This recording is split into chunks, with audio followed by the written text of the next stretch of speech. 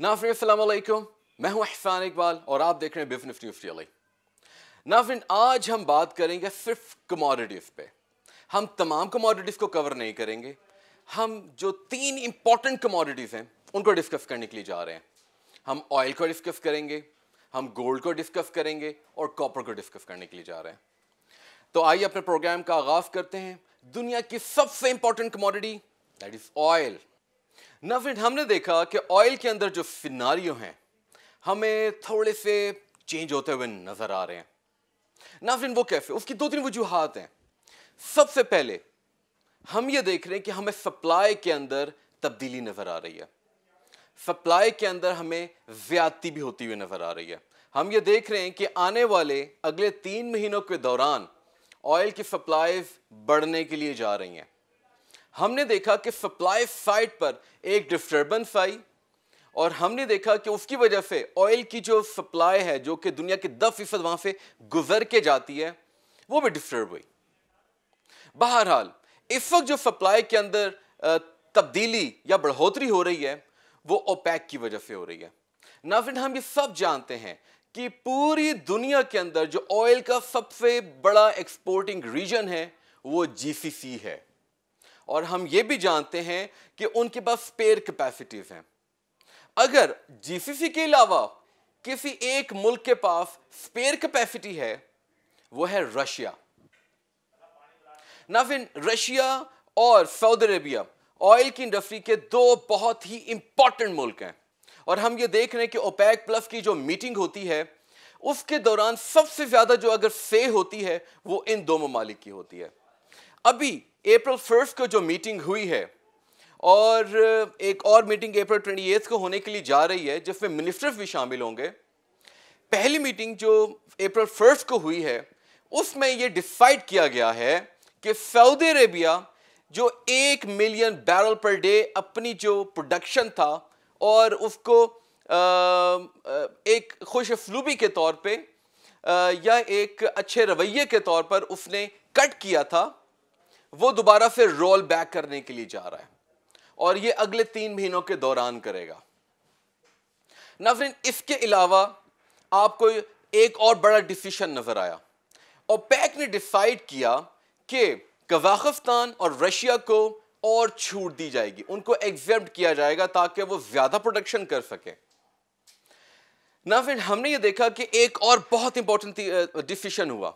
नाज़रीन इस तीसरे डिसीजन में ये फैसला किया गया कि मई और जून में ओपेक और ओपेक प्लस जो हैं अपनी प्रोडक्शन को तकरीबन 3.5 लाख बैरल पर डे वापस लेकर आएंगे और जुलाई में तकरीबन 4.5 लाख बैरल पर डे।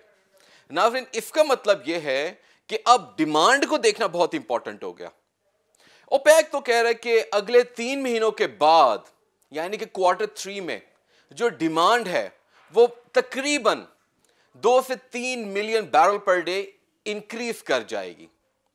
वो जो एक वजह बताते हैं वो ये है कि यूएस के अंदर इन्वेंट्रीज का जो ड्रॉ है वो ज्यादा हो गया है और यूएस जो है वहां पर इकोनॉमी का जो बूम है वो बड़ी तेजी से हो रहा है। चाइना जो है हम तो ऑलरेडी जानते हैं कि वहां पर जो डिमांड है वो स्टॉल नहीं है मगर कम भी नहीं हो रही। सबसे इंपॉर्टेंट रीजन जो है वो है नॉर्दर्न हेमिस्फीयर यानी कि यूरोप में आजकल लॉकडाउन है मगर अगले 2 से 3 महीनों के बाद यानी कि जब समर का सीजन स्टार्ट होगा अपनी पीक पे होगा वो एक्सपेक्ट कर रहे हैं कि ऑयल की डिमांड में इंप्रूवमेंट आएगी। सप्लाई साइड बढ़ने जा रही है, डिमांड साइड बढ़ने जा रही है। डिमांड बढ़ने जा रही है तकरीबन 2 से 3 million barrel per day, supply बढ़ने जा रही है तकरीबन 1 मिलियन बैरल पर डे।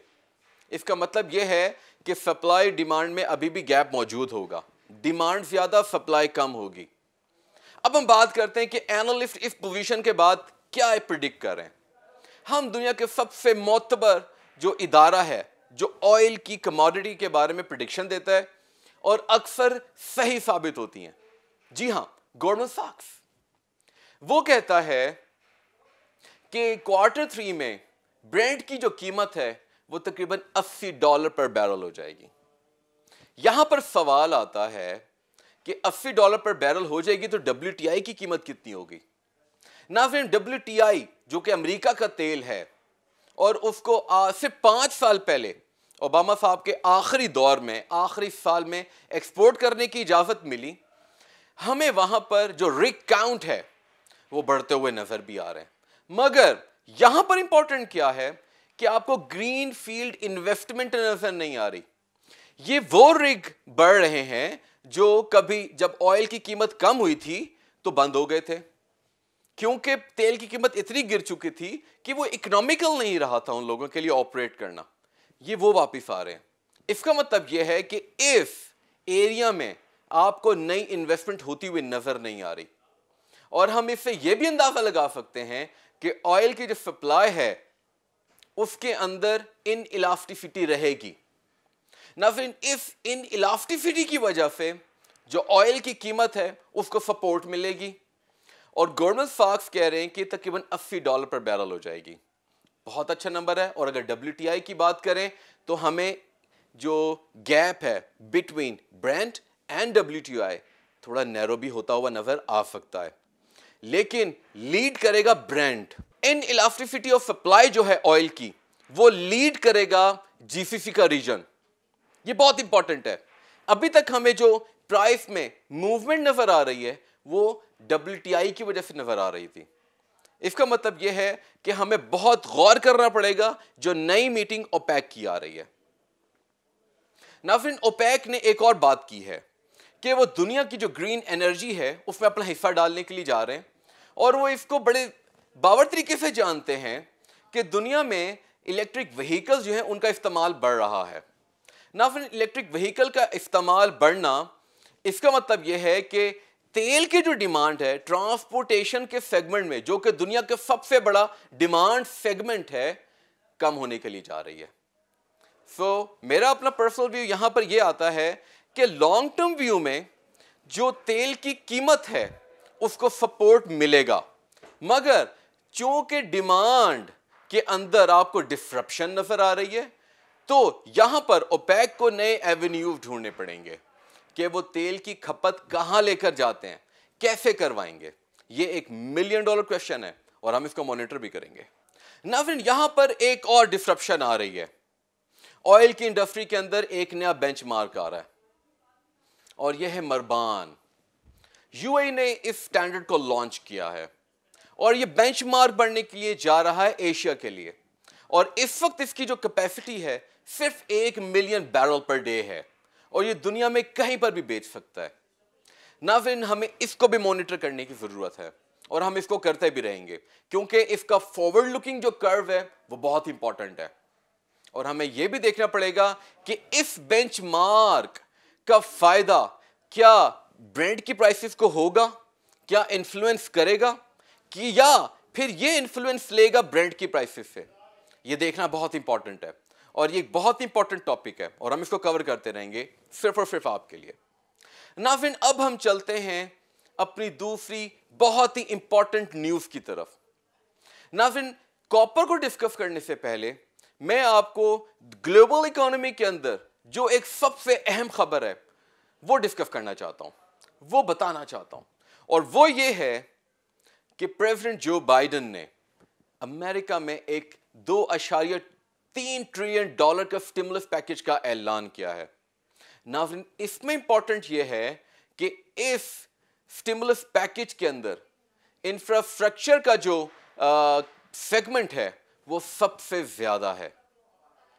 8 سال پر یہ پیکج محیط ہے اور اس کے جو پیسے ہیں یہ آئیں گے کارپوریٹ ٹیکس میں انکریمنٹ کی وجہ سے.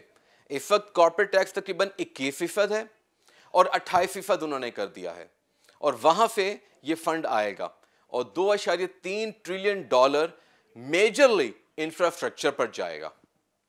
ناظرین یہ تو بہت بڑی خبر ہو گئی. اب ہمیں یہ دیکھنا ہے کہ اس خبر کا امپیکٹ دنیا کی کس کس کموڈٹی پہ آئے گا. کیا آئل پہ آئے گا؟ جی بالکل آئے گا, کیونکہ ٹرانسپورٹیشن یا کنسٹرکشن پیکج جو ہے اس میں ٹرانسپورٹیشن ایک حصہ ہے, اس کی کھپت میں اضافہ ہو جائے گا. کیا گولڈ پر آئے گا؟ آ سکتا ہے, ہم اس کو بعد میں ڈسکس کریں گے. تو ایسی کون سی اور کموڈیٹیز ہیں ان دو امپورٹنٹ کموڈیٹیز کے علاوہ؟ تو ناظرین سب سے امپورٹنٹ کموڈیٹی جو ہٹ ہونے جا رہی ہے اس پیکج سے اٹ از کاپر. جی ہاں ناظرین کاپر کی کھپت ملٹی فولڈ ہونے والی ہے اور ایکسپیکٹ کیا جا رہا ہے کہ تقریباً 1/3 اس کی ڈیمانڈ میں اضافہ ہو جائے گا. اب اس کو ہم تھوڑا سا ڈیٹیل میں یا ڈیپتھ میں ڈسکس کرتے ہیں. ناظرین اس وقت کاپر جو ہے پوری دنیا میں انتہائی امپورٹنٹ میٹل کے طور پہ سامنے آیا, خاص طور پہ پچھلے 3 سے 4 سالوں میں جب سے انویسٹرز نے دیکھا ہے کہ کاپر کی جو سپلائی ہے اس کے اندر کمی آتی جا رہی ہے, یعنی کہ کاپر ڈیفیشنٹ ہوتی جا رہی ہے. اور چائنا جو کہ لیڈ کر رہا ہے ڈیمانڈ کو اس وقت فی الوقت, وہاں پر انفراسٹرکچر کا جو ایک سیگمنٹ ہے وہ اتنا بوم پہ چل رہا ہے اور پوری دنیا میں اس وقت جو ہاؤسنگ انڈسٹری ہے وہ بڑھتی ہوئی نظر آ رہی ہے.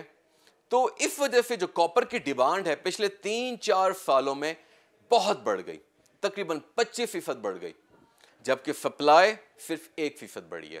اس کا مطلب یہ ہے کہ سپلائی اور ڈیمانڈ میں ایک لارج گیپ ہے.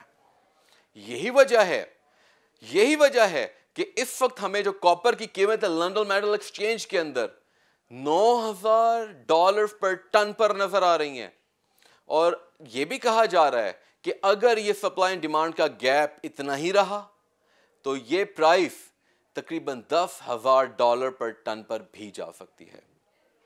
ناظرین تقریباً $2.3 ٹریلین کے سٹیمولس پیکج کی وجہ سے کاپر کے اندر یا پھر اس کے ساتھ جو دوسری اور میٹلز ہیں جس طرح کوبالٹ ہے, ریئر ارتھ میٹلز لائک لیتھیم ہے, ناظرین اس کی ڈیمانڈ میں بھی ایک ہائپر طریقے کا اضافہ ہونے کے لیے جا رہا ہے. اور یہ کہا جا سکتا ہے کہ کموڈیٹیز کے اندر اس وقت ایک سپر سائیکل آ سکتا ہے, اور ایک سپر سائیکل جو ہے اس میں پرائسز کا کیا ہوگا, پرائسز سور کر جائیں گی, پرائسز بڑھ جائیں گی کیونکہ سپلائی ڈیفیشنٹ ہے. ناظرین یہ جو تقریباً $2.3 ٹریلین کا جو سٹیمولس پیکج ہے اس میں سے تقریباً $1 ٹریلین 3 کموڈیٹیز پہ خرچ ہونے کے لیے جا رہا ہے. تقریباً 6 ملین ٹن سٹیل چاہیے اس پہ خرچ ہوگا, تقریباً 1,10,000 ٹن کاپر چاہیے اینولی اس پہ خرچ ہوگا, تقریباً 1,40,000 ٹن پر اینم ایلومینیم چاہیے اس پہ خرچ ہوگا. یہ بہت بڑا نمبر ہے. $1 trillion is a very very big number. ناظرین اب ہم نے کاپر کو تو دیکھ لیا, یہاں پر ایک امپورٹنٹ فیکٹ بتانا بہت ضروری ہے اور اس کو کنسیڈر کرنا اس لیے ضروری ہے کیونکہ اس وقت پوری دنیا میں جو کاپر کی ڈیمانڈ ہے اس کو چائنا لیڈ کر رہا ہے, مگر آنے والے چند سالوں میں امریکہ اس کو لیڈ کرنے کے لیے جا رہا ہے. اور اگر ہم یہ ایسٹیمیٹ کریں کہ چائنا اور امریکہ دونوں اس کو لیڈ کرنے کے لیے جا رہے ہیں تو آپ اندازہ لگائیں کہ ہمیں کتنی کاپر چاہیے اور کتنی کاپر کی سپلائی چاہیے.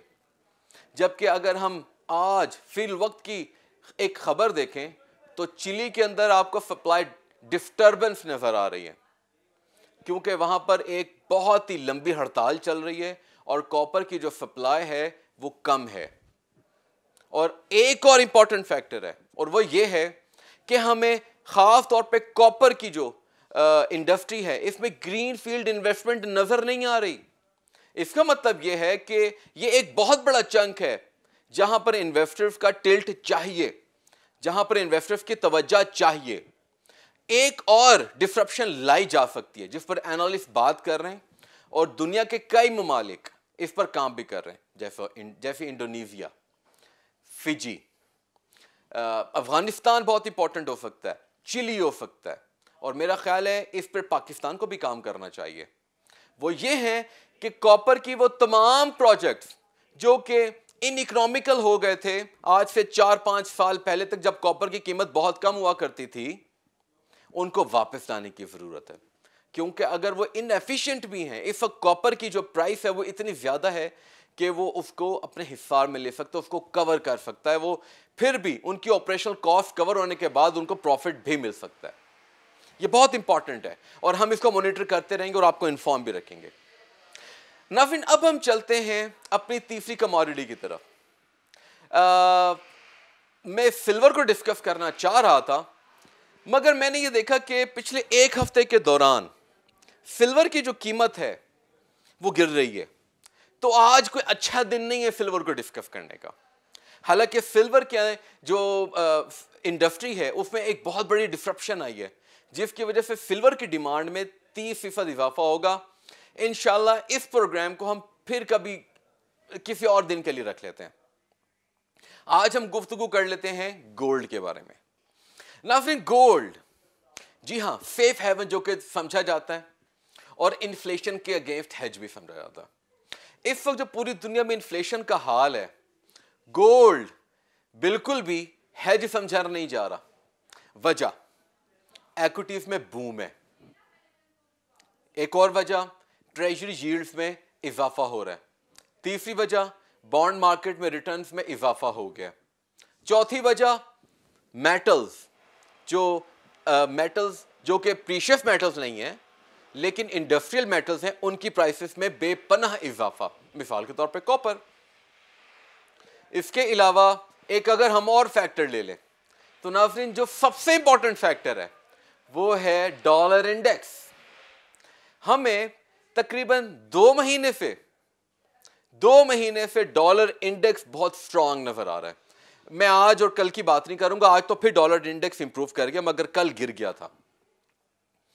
جی یہی وجہ ہے کہ ہمیں جو گولڈ کی جو قیمت ہے پچھلے ویکنڈ سے لے کے منڈے تک اس میں تقریباً $30 سے $35 کا اضافہ نظر آیا. ناظرین یہ تو پوزیشن چلتی رہتی ہے گولڈ کی کیونکہ گولڈ میٹل ایسی بن چکی ہے, اس کا انڈسٹریل استعمال ہے مگر اس کا جو بیسک کانسیپٹ ہے اس کو رکھنے کا وہ یہ ہے کہ ایک سیف ہیون ہے. سیف ہیون سمجھا اس لیے جاتا ہے کیونکہ اس کی قیمتیں ہر دفعہ بڑھتی ہی نظر آئی ہیں. ہم نے دیکھا کہ پچھلے 50 سالوں میں اس کی قیمت میں بہت زیادہ اضافہ ہوا اور یہ اس کی قیمت میں ان الاسٹیسٹی ذرا کم ہے.